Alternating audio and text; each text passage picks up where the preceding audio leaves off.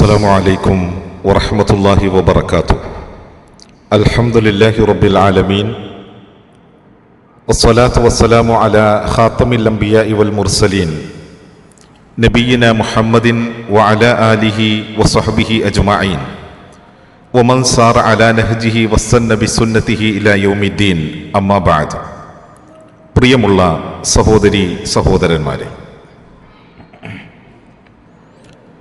ഒരു വിശ്വാസിയായ മനുഷ്യന് അള്ളാഹുവിൻ്റെ പരിശുദ്ധമായ ഭവനങ്ങളോട്, അവൻ്റെ പള്ളികളോടുണ്ടായിത്തീരേണ്ടുന്ന ആദരവും ആത്മബന്ധവുമെല്ലാം എത്രത്തോളം പ്രാധാന്യമർഹിക്കുന്നതാണ് എന്ന് നമ്മൾക്കെല്ലാവർക്കും അറിയാം.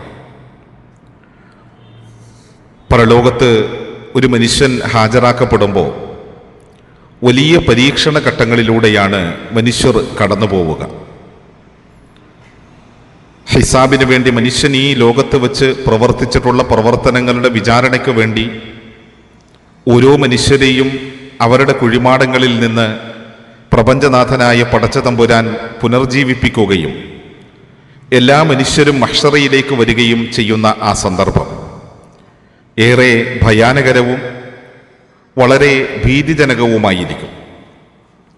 ആ ഒരു സന്ദർഭത്തിൽ അള്ളാഹുവിൻ്റെ അർശിൻ്റെ തണൽ ലഭിക്കുമെന്ന് മഹാനായ റസൂലുള്ളാഹി സ്വല്ലല്ലാഹു അലൈഹി വസല്ലമ തങ്ങൾ 7 വിഭാഗം ജനങ്ങളെക്കുറിച്ച് നമ്മെ പഠിപ്പിച്ചിട്ടുണ്ട്.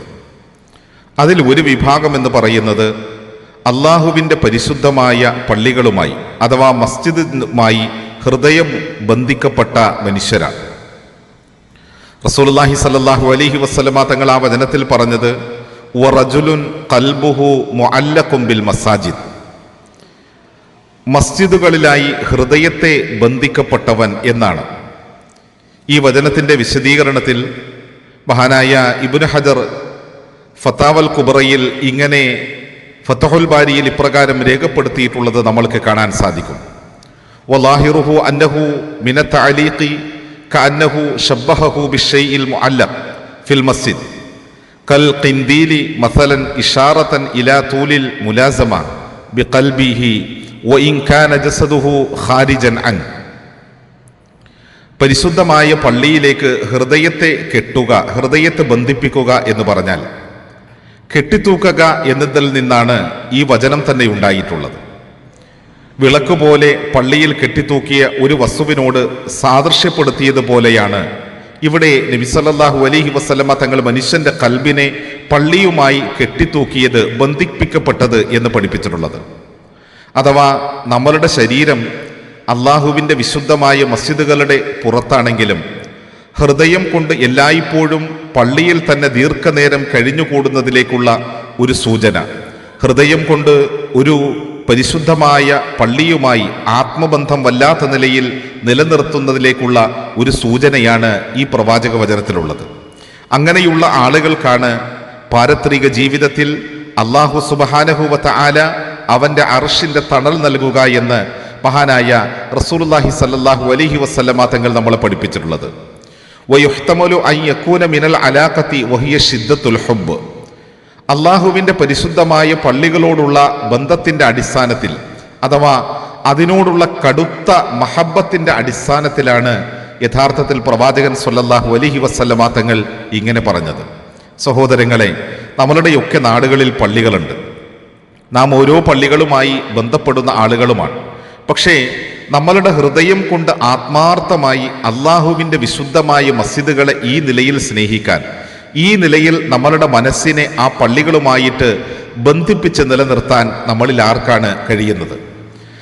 ഇന്ന് നമ്മളുടെ നാട്ടിൽ ഈ നിലയിൽ അള്ളാഹുവിൻ്റെ മസ്ജിദിനോട് അവിടുത്തെ സ്ഥാനമാനങ്ങളൊന്നും മോഹിക്കാതെ കടുത്ത മഹബത്തുള്ളവർ ആരുണ്ട് എന്ന് ചോദിച്ചാൽ ഒരു വേള ആരും ഉണ്ടാവുകയില്ല.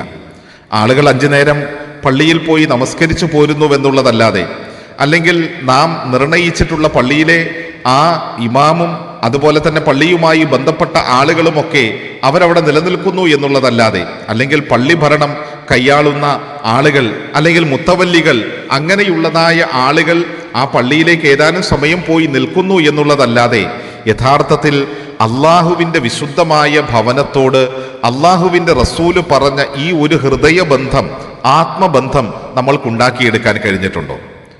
നമ്മൾ നന്നായി ആലോചിക്കേണ്ടുന്ന ഗൗരവപ്പെട്ട ഒരു കാര്യമാണ്.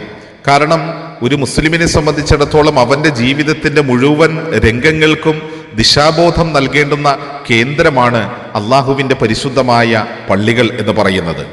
റസൂലുള്ളാഹി സ്വല്ലല്ലാഹു അലൈഹി വസല്ലമ തങ്ങളുടെ കാലത്തെ പള്ളി എങ്ങനെയായിരുന്നു? അള്ളാഹുവിൻ്റെ റസൂലിൻ്റെ പള്ളിക്കോലായിൽ ഉണ്ണാനില്ലാതെ ഉടുക്കാനില്ലാതെ കിടപ്പാടമില്ലാതെ 70-ലേറെ മിസ്കീന്മാർ താമസിച്ചിരുന്നു. നമ്മളുടെ പള്ളിയിൽ അത്തരത്തിലൊരു മിസ്കീൻ എത്തിപ്പെട്ടാൽ ഒരു രാത്രി ഒന്ന് കിടന്നുറങ്ങാൻ അനുമതി കിട്ടാൻ എവിടെയെല്ലാം ഇന്നോടണം. അവനൊന്ന് കക്കൂസിൽ പോകാൻ അതിൻ്റെ ചാവി ഒന്ന് പാസ്സായി കിട്ടണമെങ്കിൽ തന്നെ ഏതെല്ലാം ആളുകളുടെ കൈകാലുകൾ പിടിക്കണം, എന്തെല്ലാം കടമ്പകൾ കടക്കണം. നമ്മളുടെ പള്ളി ഭരണം എന്ന് പറയുന്നത് ഈ നിലയിലുള്ള മേഖലയിലേക്ക് ഒതുങ്ങി മാറുകയാണ്. സഹോദരങ്ങളെ, യഥാർത്ഥത്തിൽ ഇതല്ല വേണ്ടത്. അള്ളാഹു സുബ്ഹാനഹു വ തആല ഈ ഭൂമിയിൽ ഇഷ്ടപ്പെടുന്നതിൽ ഏറ്റവും അള്ളാഹ്ക്ക് ഇഷ്ടമുള്ള സ്ഥലം, അഹബ്ബുൽ ബിലാദി ഇലല്ലാഹി മസാജിദുഹാ വ അബ്ഗദുൽ ബിലാദി ഇലല്ലാഹി അസ്വാഖുഹാ, അള്ളാഹുവിൻ്റെ പള്ളികളാണ് അള്ളാഹുവിന് ഈ ഭൂമിയിൽ ഏറ്റവും പ്രിയങ്കരമായ സ്ഥലമെന്ന് റസൂലുള്ളാഹി സ്വല്ലല്ലാഹു അലൈഹി വസല്ലമ തങ്ങൾ പഠിപ്പിച്ചിട്ടുണ്ട്.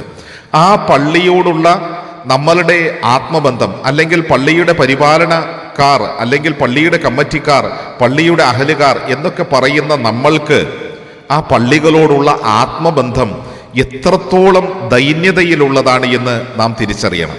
തീർച്ചയായും അള്ളാഹുവിൻ്റെ മുമ്പിൽ സുജൂദ് ചെയ്യുവാൻ വേണ്ടി നിർമ്മിക്കപ്പെട്ടിട്ടുള്ള മസ്ജിദുകൾ, ആ മസ്ജിദുകളോട് നമുക്ക് ആത്മാർത്ഥമായ നിലയിലുള്ള ഒരു ഹൃദയബന്ധം ഉണ്ടായിത്തീരുകയും ആ പള്ളികളുടെ ഉള്ളിൽ അള്ളാഹുവിനോടുള്ളതായ ഇബാദത്തുകളിൽ നാം സമയം കണ്ടെത്തുകയും ചെയ്യുക എന്നുള്ളത് വിശ്വാസികളായ നാം ഓരോരുത്തരുടെയും ബാധ്യതയാണ് എന്നുള്ളത് നാം തിരിച്ചറിയുക.